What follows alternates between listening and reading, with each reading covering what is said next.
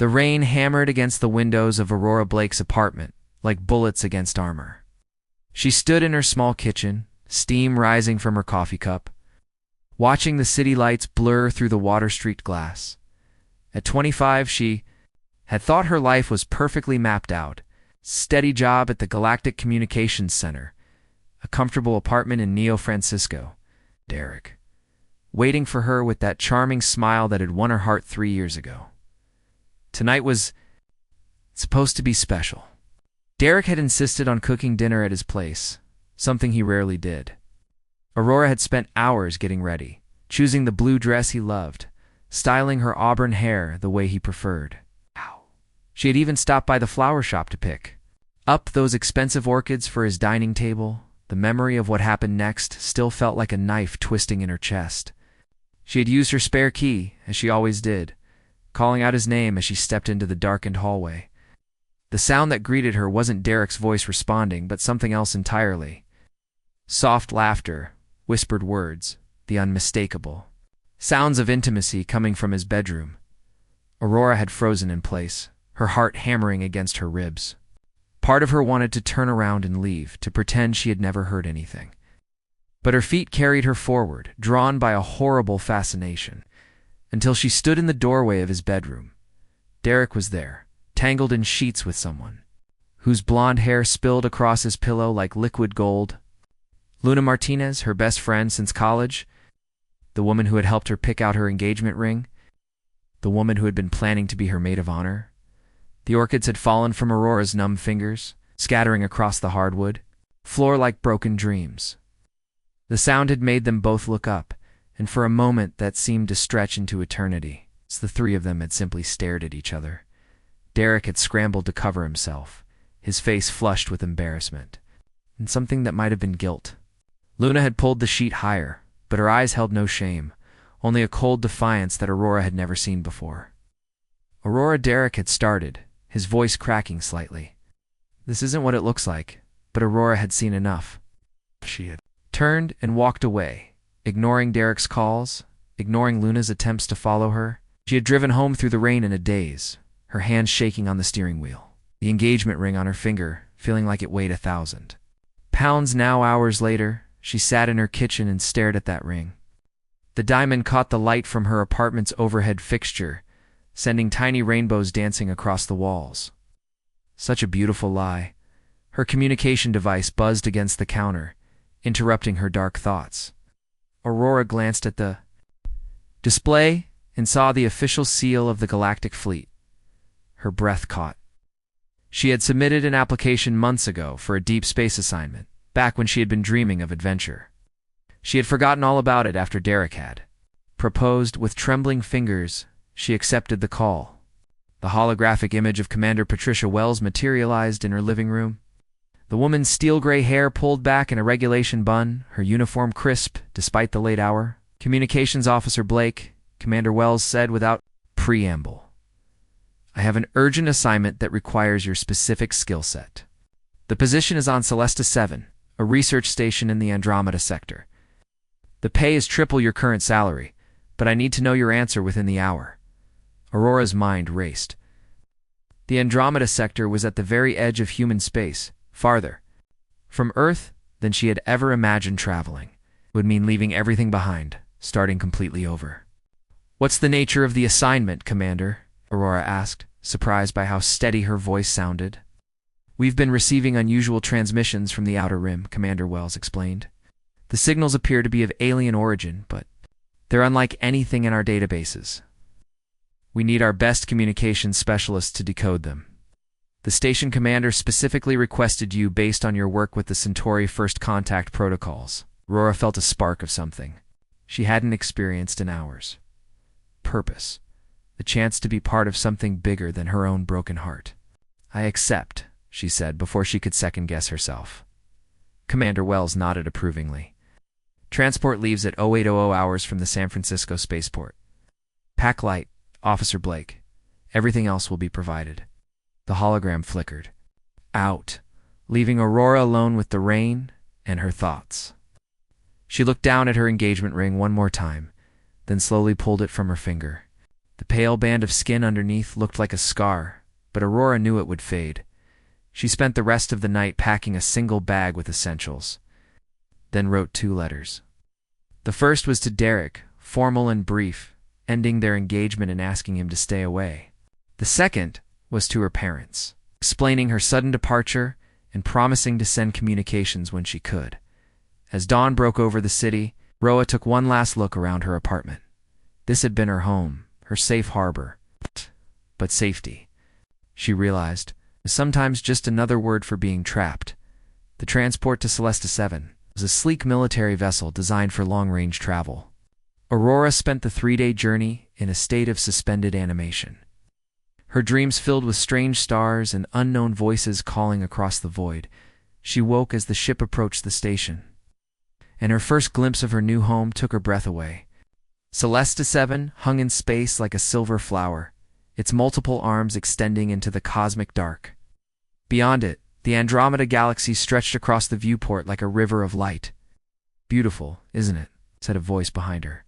Aurora turned to see a man about her age wearing a technician's uniform. His name tag read Rodriguez, and his smile was warm and genuine. Aurora replied, "I've never seen anything like it." "Wait until you see the sunrises," Rodriguez said. "We orbit a binary star system. The light shows are something else." As their transport docked with the station, Aurora felt a mixture of excitement and nervousness. She was farther from home than she had ever been, about to start a job that could change humanity's understanding of the universe. The scared, heartbroken woman who had fled Earth 3 days ago felt like someone from a different lifetime. The airlock cycled, and Aurora stepped onto Celesta 7. The station's corridors were wider than she had expected, with tall viewports that offered stunning views of space. The artificial gravity felt comfortable. The air had a slight metallic temps that reminded her she was in a manufactured environment. "Officer Blake, I presume?" Aurora turned toward the voice and felt her breath catch. Standing before her was the most striking man she had ever seen. He was tall, probably in his early 30s, with dark hair and intense gray eyes that seemed to see right through her. His uniform bore the insignia of a station commander, and everything about his posture spoke of authority and control. "Sir," Aurora replied, straightening to attention. "Reporting for duty?" "I'm Captain Javier Stone, station commander," he said, his voice carrying a slight accent she couldn't place. "Welcome to Celesta 7. I trust your journey wasn't too uncomfortable." "No, sir. Thank you for requesting me specifically for this assignment." Something flickered in Captain Stone's eyes, an expression Aurora couldn't read. "Your reputation precedes you, Officer Blake. We have need of your talents here." As he led her through the station's corridors, pointing out various facilities and introducing her to crew members, Aurora found herself stealing glances at him. There was something magnetic about Captain Stone, but also something wounded. She recognized the look because she had seen it in her own mirror just days before. They ended their tour at the communications center, a sophisticated array of equipment that made Aurora's pulse quicken with professional excitement. Banks of monitors displayed wave patterns and signal analyses, while quantum processors hummed quietly in the background. "This is where the magic happens," Captain Stone said, and for the first time, Aurora detected a note of genuine enthusiasm. In his voice, "The signals we've been receiving are unlike anything in our databases. They're complex, layered, almost like music." Aurora moved to one of the workstations and began examining the data. The patterns were indeed beautiful, flowing and shifting in ways that seemed almost alive. "Have you been able to determine the source? A region about 30 light-years from?" "Here," Captain Stone replied. "We've designated it as Sector 77 Alpha. Long-range scans show no planetary bodies, no obvious sources for the transmissions. But something is definitely out there," Aurora murmured, losing herself in the data streams. She was dimly aware of Captain Stone moving closer, looking over her shoulder at the displays. "Officer Blake," he said quietly, "I want you to know that whatever happened on Earth, whatever brought you out here, you're safe now. This station operates like a family. We take care of our own." Aurora looked up at him, surprised by the kindness in his voice. For a moment, their eyes met, and she felt something pass between them. Understanding, perhaps. Recognition of shared pain. "Thank you, Captain," she managed to say. "I won't let you down. I know you won't," he replied. "Get settled in your quarters, and we'll begin tomorrow." Officer Blake, welcome to the edge of the known universe. As Captain Stone left her alone with the mysterious signals, Aurora felt something she hadn't experienced since that terrible night in Derek's apartment. Hope she was thousands of light years from her old life, from the betrayal and heartbreak that had shattered her world here, surrounded by the vast mystery of space and the promise of first contact with an alien civilization. Aurora Blake began to believe that sometimes the best thing that could happen to a person was losing everything they thought they wanted. The stars outside the viewport seemed to twinkle in agreement. As if the universe itself was welcoming her home, Aurora woke to the soft chime of the station's artificial dawn cycle. For a moment she forgot where she was, expecting to see the familiar walls of her Earth's apartment.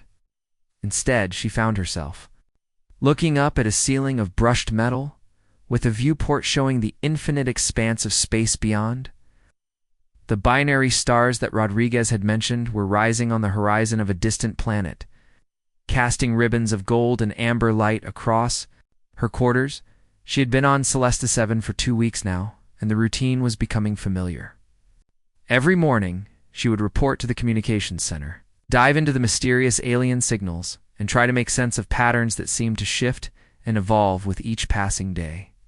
The work was challenging in a way that made her forget about everything else, including the hollow ache that Derek's betrayal had left in her chest. As she dressed in her regulation uniform, Aurora caught sight of herself in the mirror. Her face had lost the pale, drawn look she had worn when she first arrived. The constant mental stimulation in the station's clean air had brought color back to her cheeks.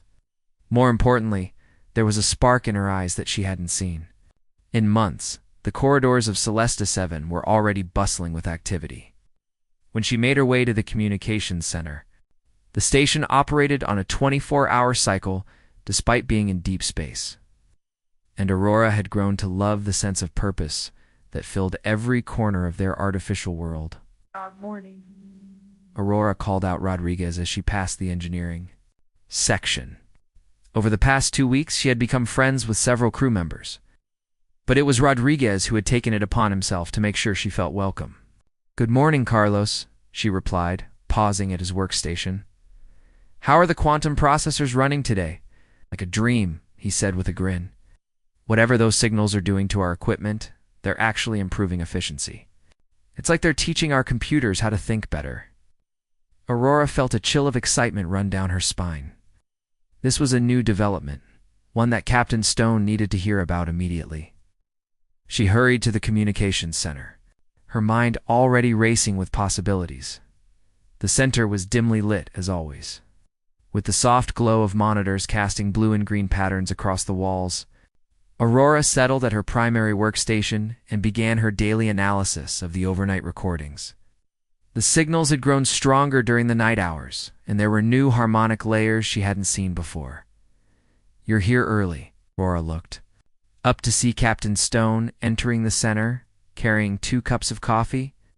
He had made this a habit over the past week, bringing her coffee in the mornings and staying to discuss her findings. She had begun to look forward to these quiet moments. Before the rest of the day crew arrived, "The signals are evolving," Aurora said, accepting the coffee gratefully. "And Carlos mentioned something interesting about the quantum processors." Captain Stone moved to look over her shoulder at the displays, and Aurora became acutely aware of his presence. He smelled like coffee and something clean and masculine that made her pulse quicken despite herself. Over the past 2 weeks, she had learned that Javier Stone was brilliant, dedicated, and carried himself with a quiet authority that commanded respect without demanding it. She had also noticed the way his eyes would sometimes grow distant, if he were seeing something painful that only he could perceive. "Show me what you've found," he said. His voice low and focused, Aurora pulled up the overnight recordings and began highlighting the new patterns. "Look at these harmonic frequencies," she said, her excitement overriding her awareness of his proximity. "They're not random. There's a mathematical progression here, almost like they're building toward something." Javier leaned closer to examine the data, and Aurora caught her breath as his hand brushed hers while reaching for the controls. The contact was brief, but it sent warmth shooting up her arm and straight to her heart. "Remarkable," he murmured. "It's almost like they're trying to establish a baseline for communication." "That's what I think too," Aurora said. "If Carlos is right about the quantum processors, the signals might be interactive. They could be responding to our technology, learning from it." Javier straightened, his gray eyes meeting hers with an intensity that made her stomach flutter. "Aurora, if you're right about this, you might be witnessing the most significant moment in human history." The use of her first name, spoken in his slightly accented voice, sent another wave of warmth through her. Over the past 2 weeks, their relationship had gradually shifted from purely professional to something more personal, though neither of them had acknowledged it directly. "Yeah, I want to run some tests," Aurora said, forcing herself to focus on the work. "If the signals are interactive, we might be able to establish a basic communication protocol." "Do it," Javier said immediately. "Whatever resources you need, they're yours." As the morning progressed, Aurora threw herself into her experiments with an enthusiasm that surprised even her. She began transmitting simple mathematical sequences towards Sector 77 Alpha, then waited to see if the alien signals would respond. The waiting was agony, given the time delay for signals to travel across 30 light-years of space. But Aurora had learned patience during her years of communications work. It was during lunch break that Javier found her still at her workstation, staring intently at the displays. "You need to eat," he said, setting a plate of food beside her keyboard. "I'm not hungry," Aurora replied absently, then looked up at him with sudden excitement. "Javier, look at this." She had started using his first name a few days ago, and each time she said it, she noticed the way his expression softened slightly. The display showed her mornings. Mathematical transmission overlaid with the most recent alien signal recording. The patterns were almost identical, but with subtle variations that seemed purposeful. "They're responding," Javier breathed, moving closer to study the data. "They received your transmission and sent back a variation." It's like they're saying, "They understand the concept, but they're showing us a different way to express it," Aurora said, her voice tight with excitement. "This is first contact, Javier. We're actually communicating with an alien intelligence." Without thinking, Javier reached out and touched her shoulder, his hand warm and steady. "Aurora, you've just changed everything." The moment stretched between them, charged with more than just the excitement of scientific discovery. Aurora found herself looking up into his gray eyes, seeing something there that made her heart race for reasons that had nothing to do with alien signals. "Javier," she started to say, but the moment was interrupted by the arrival of the day shift crew. He stepped back quickly, his professional demeanor snapping back into place, but not before Aurora saw a flash of something vulnerable in his expression. Over the next few days, Aurora's communications experiments continued to yield remarkable results. The alien intelligence, whatever it was, seemed eager to establish contact. The mathematical exchanges grew more complex, evolving into geometric patterns and eventually into something that resembled linguistic structures. But it was during the evening shifts, when most of the crew was off duty, that Aurora found herself most drawn to the work. And it was during these quiet hours that Javier would often join her, bringing coffee or a late dinner, staying to discuss the implications of each new discovery. "Tell me about Earth," he said one evening, as they worked side by side at the communications array. "What made you want to leave everything behind and come out here?" Aurora's hand stilled on the controls. She had been dreading this question, but had also been hoping he would ask it. Over the past few weeks, she had come to trust Javier in a way that surprised her. "I thought I had my life figured out," she said quietly. "I was engaged to a man I thought loved me. I had a best friend I trusted completely. Then one night I discovered they had been lying to me for months, maybe longer." Dare's jaw tightened slightly. "They betrayed you." "Derek was sleeping with Luna," Aurora said, surprised by how little it hurt to say the words now. "I found them together in his bed." The worst part wasn't just the betrayal. It was realizing that I had been living a lie. Everything I thought I knew about my life, about the people I loved, was false. "Their betrayal says nothing about you," Javier said firmly. only reveals their own weakness and dishonor. Aurora looked at him, touched by the fierce protectiveness in his voice. Sometimes I wonder if I was just blind, if there were signs I should have seen. No, Javier said, turning to face her fully. You loved honestly and trusted completely. That's not weakness, Aurora. That's courage. The intensity in his voice made her look up at him questioningly. Sound like you speak from experience. For a long moment, Javier was silent, his gray eyes focused on something beyond the viewport. When he finally spoke, his voice was carefully controlled. I was married once, he said. Her name was Isabella. She was a xenobiologist, brilliant and passionate about her work. We met during the exploration of the Kepler system, and I fell in love with her mind before I ever touched her hand. Aurora felt a stab of something that might have been jealousy, followed immediately by sympathy. The past tense of his words told her that this story didn't have a happy ending. We had 3 years together, Javier continued. 3 years of exploring the galaxy, making discoveries, building a life among the stars. She was everything I had ever dreamed of in a partner. What happened? Aurora asked softly. Javier's hands clenched into fists. The Vorthen incident, a first contact situation that went wrong. Isabella was part of the scientific team that made initial contact with a species we thought was friendly. But their biology was toxic to humans in ways we didn't understand. She died within hours of exposure, along with 6 other crew members. Aurora felt tears prick her eyes. Javier, I'm so sorry. That was 2 years ago, he said. I requested this posting because I thought isolation would help me heal. But grief, I've learned, doesn't respect distance or time. They sat in silence for a moment, both lost in their own painful memories. Then Aurora reached out and placed her hand over his, offering comfort in the same way he had supported her. Maybe. That's why we're both here, she said quietly.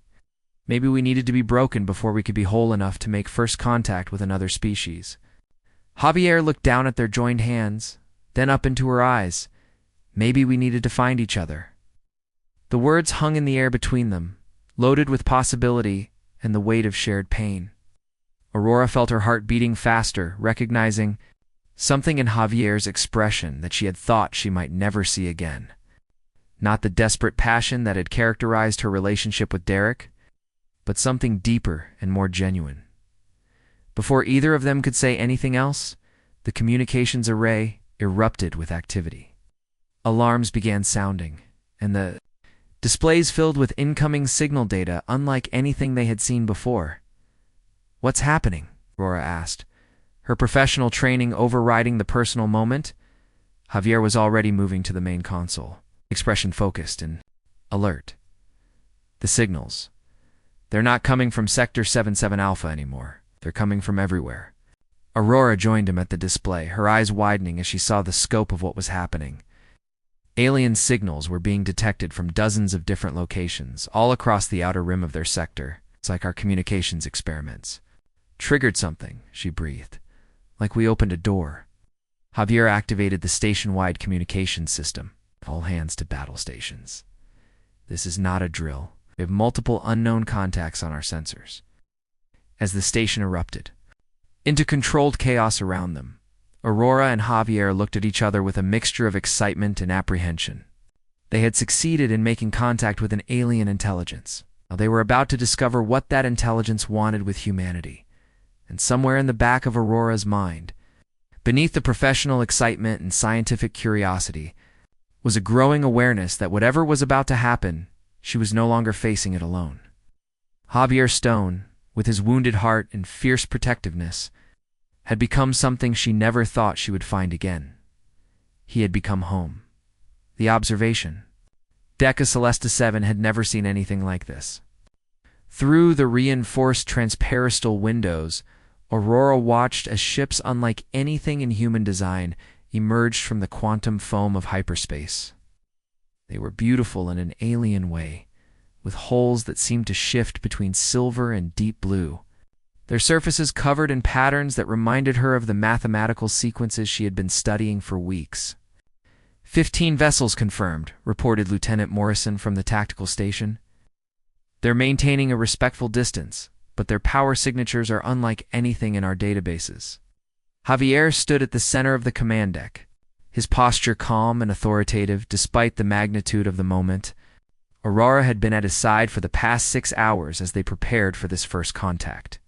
She had watched him transform from the wounded man who had shared his grief with her into the seasoned commander. Humanity needed right now. Any hostile actions? Javier asked, his voice steady. Negative, sir, Morrison replied. If anything, they seem to be waiting for something. Aurora moved to her specialized communications station, her heart racing with a mixture of professional excitement and personal pride. This moment existed because of her work, because of the mathematical conversations she had been conducting with these beings for the past month. But more than that, it existed because Javier had believed in her, had given her the resources and support she needed to make the impossible possible. I'm receiving focused transmissions, Aurora announced, her fingers dancing across the quantum interface. They're using the same mathematical progressions we established, but they're adding new elements. Emotional context, I think. The main display filled with flowing patterns of light and sound that seemed almost musical. The alien transmissions had evolved far beyond simple mathematics into something that resembled art as much as language. Can you interpret it? Javier asked, moving closer to her station. Even in the midst of this historic moment, Aurora was aware of his presence beside her. The way his hand briefly touched her shoulder in a gesture of support and encouragement. They're welcoming us, Aurora said, her voice filled with wonder. But there's something else. Sadness, maybe. An urgency. Before Javier could respond, the communications array erupted with a new signal, this one from an entirely different source. Aurora frowned as she identified the transmission protocol. We have an incoming message from Earth, she announced. Priority channel, Fleet Command authorization. Put it through, Javier ordered. Ducked, though Aurora detected reluctance in his voice. The holographic display flickered to life, revealing the stern face of Admiral Harrison Burke, the head of Starfleet's deep space operations. Behind him, Aurora could see the busy corridors of Fleet Command headquarters on Luna. Captain Stone, Burke began without preamble.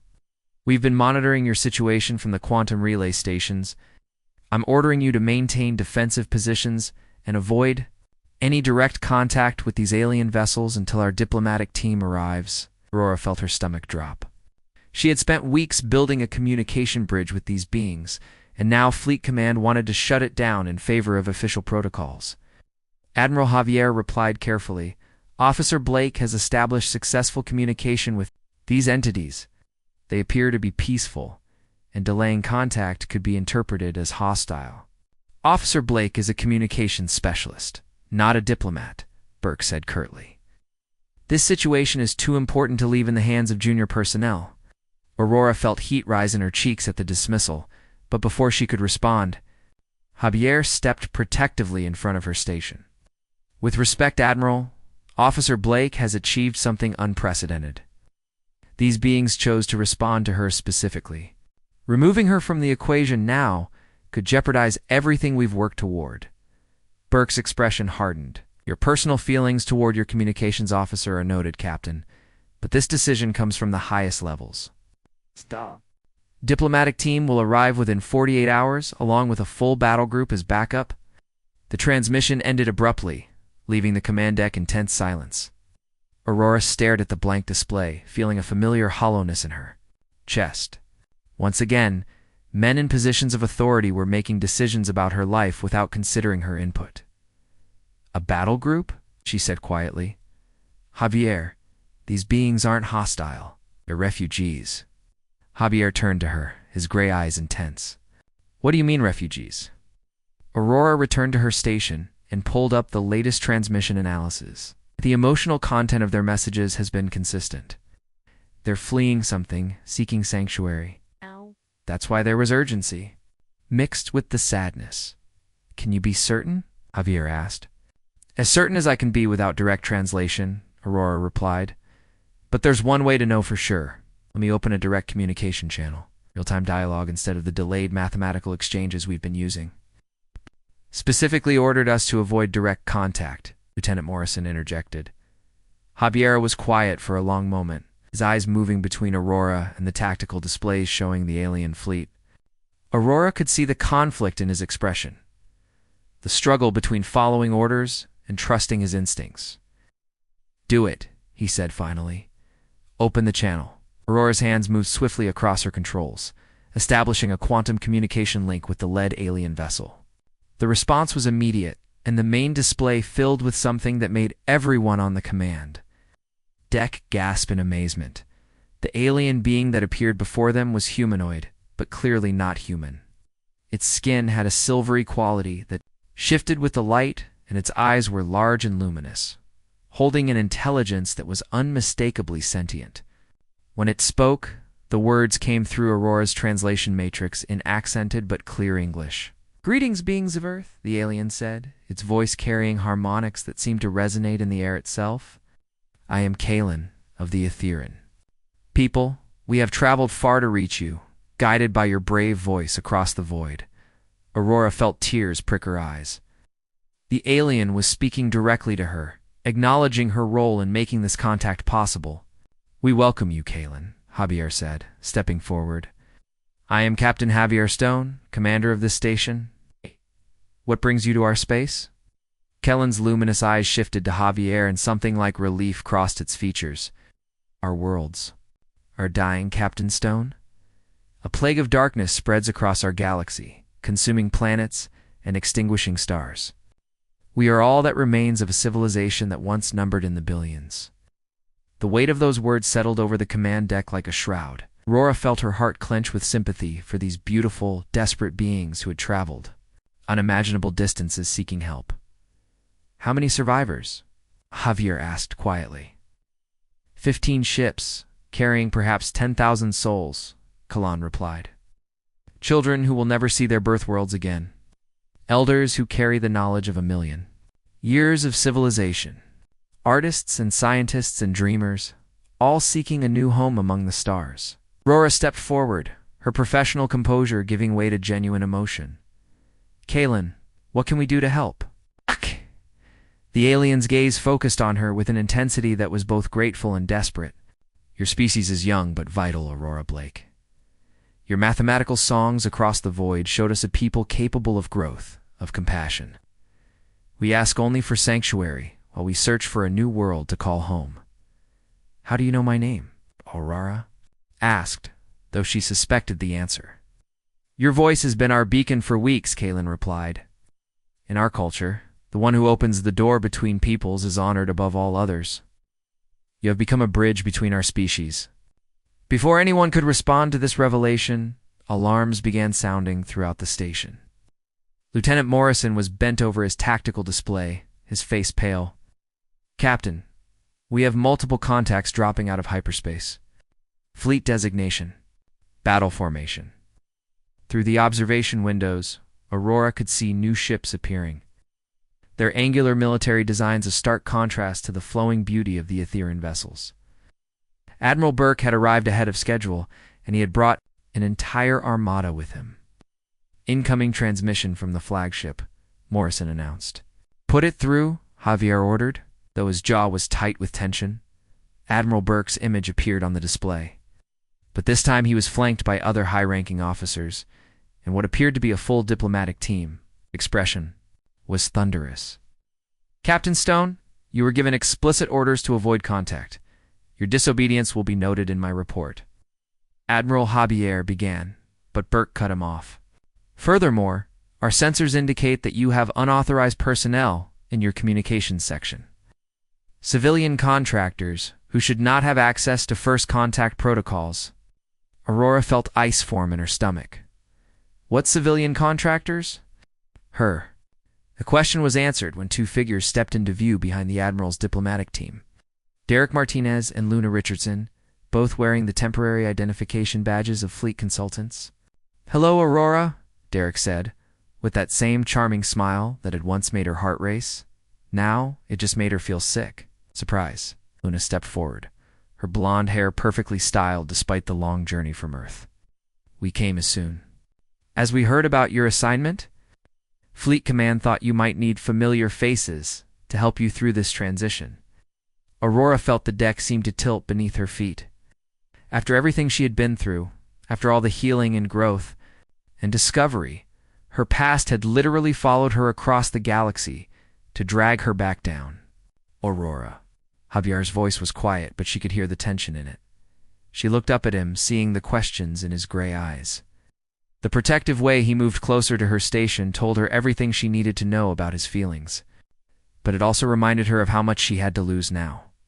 "They are my ex-fiancé and former best friend," she said quietly. "The ones who betrayed me." Javier's expression darkened, and for a moment Aurora saw a flash of the fierce protectiveness she had glimpsed before. "Hey." But before he could say anything, Derek's voice cut through the tension. "Aurora, I know you're angry, but we came all this way to make things right. Luna and I realized we made a mistake. We want to explain everything." "The only mistake was getting caught," Aurora replied, surprised by the steadiness of her own voice. "I have nothing to say to either of you." "Ma'am," Lieutenant Morrison interrupted urgently, "the alien ships are changing formation. They're moving to defensive positions." Aurora looked at the tactical display and felt her heart sink. The Etherean vessels had detected the aggressive posture of the human fleet and were responding accordingly. Weeks of careful communication and trust building were about to be destroyed by human politics and personal drama. "Kalan," she said, activating the communication channel, "please don't interpret our fleet's arrival as hostile. These are misunderstandings that can be resolved." Etherean leader's image reappeared, but now his luminous eyes held wariness instead of hope. "Aurora Blake, your people bring weapons to a meeting of peace. Perhaps we were wrong to trust. In your species' compassion?" "No," Aurora said firmly, stepping closer to the display. "Kalan, I give you my personal word that you and your people are safe. Captain Stone and I will ensure it." She felt Javier move to stand beside her, presenting a united front. "The Ethereans have my protection as well," he said. "Okay. Any action against them will have to go through me." Admiral Burke's face appeared on a split screen beside Kellen's. "Captain Stone, you are relieved of command pending a full investigation of your conduct. Security teams are en route to take control of your station." Aurora felt panic rise in her throat. The first contact that should have been humanity's greatest moment was turning into a political disaster. And the man she had come to love was about to lose everything because he had chosen to support her. But then she looked at Javier's profile and saw something there that gave her strength. He was calm, determined, and completely unafraid. He'd made his choice, and he would stand by it, regardless of the consequences. "Aurora," Kellen's voice drew her attention back to the alien leader. "In our culture, when two peoples meet for the first time, there is a ceremony of bonding. It creates ties that cannot be broken by politics or fear. Would you and your captain consent to such a bond with our people?" Aurora looked at Javier, seeing the question in his eyes. She thought about everything they had been through together, all the healing they had found in each other's presence.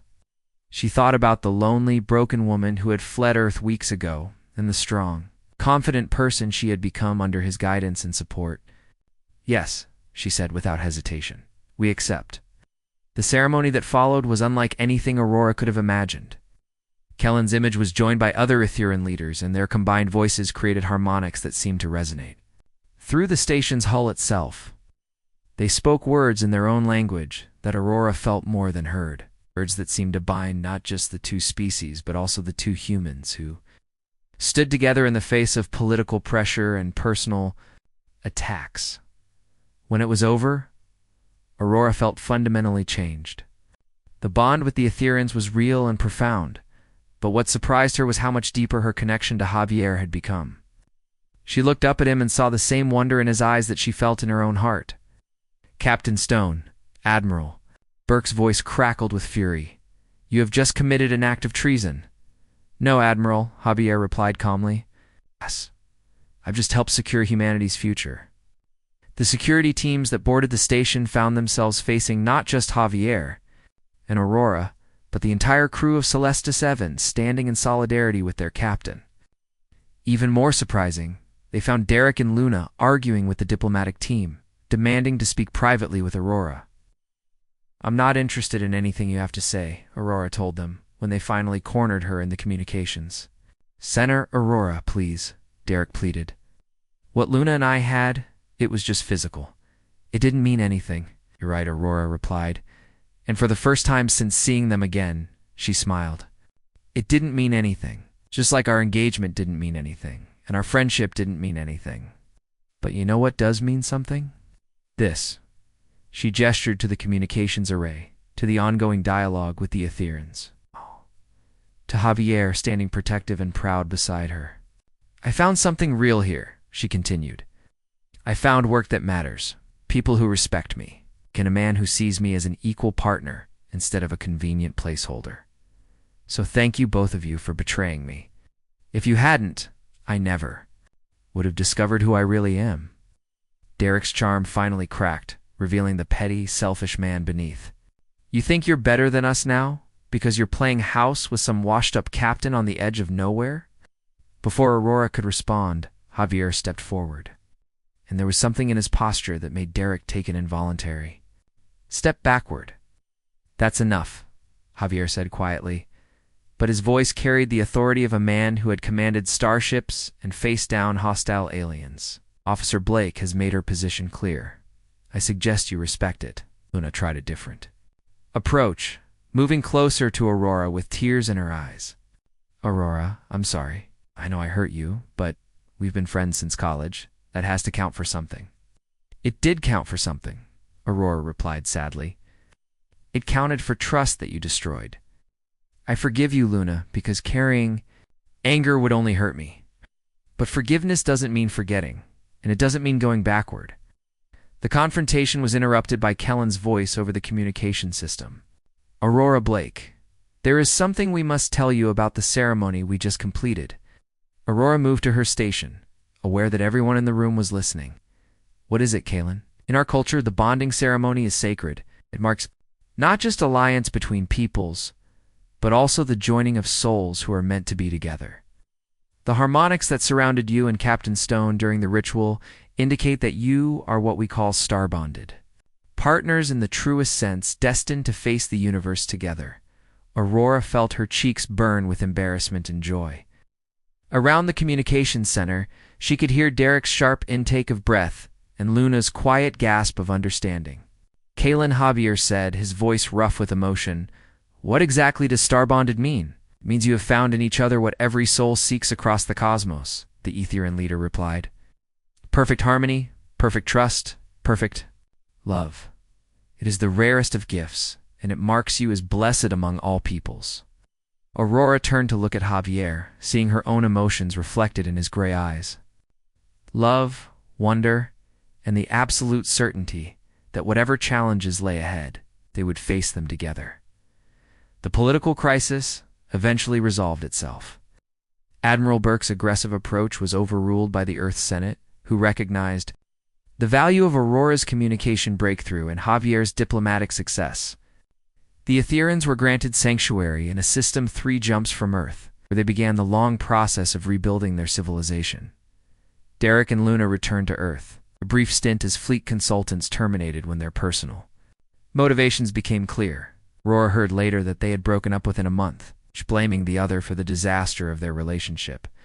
But all of that felt like ancient history as Aurora stood on the observation deck of Celesta 7.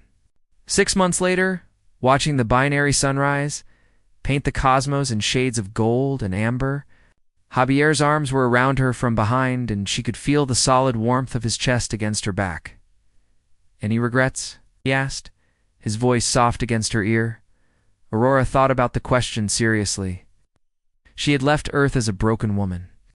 Fleeing betrayal and heartbreak, she had found purpose, love, and a place among the stars that felt more like home than anywhere she had ever lived. "Only one," she said, leaning back against him. "What's that?" Aurora turned in his arms, looking up into the face of the man who had helped her discover who she really was. "I regret that it took so long for us to find each other." Javier smiled, that rare, genuine expression that transformed his entire face. "Maybe we needed to be broken before we could be whole enough for this." "Maybe," Aurora agreed, standing on her tiptoes to kiss him. but were whole now. Outside the viewport, the Etherean ships moved in formation with human vessels. Two species united in exploration and hope. And in the communications center of Celesta 7, the equipment hummed with ongoing translations and cultural exchanges. The work of building bridges between worlds. Aurora Blake had lost everything in one night on Earth. But among the stars, she had found something infinitely more valuable. She had found herself. She had found love. And she had found a purpose worthy of the vast cosmos that surrounded them all. The universe, turned out, had quite a sense of humor. And sometimes it gave people exactly what they needed rather than what they thought they wanted.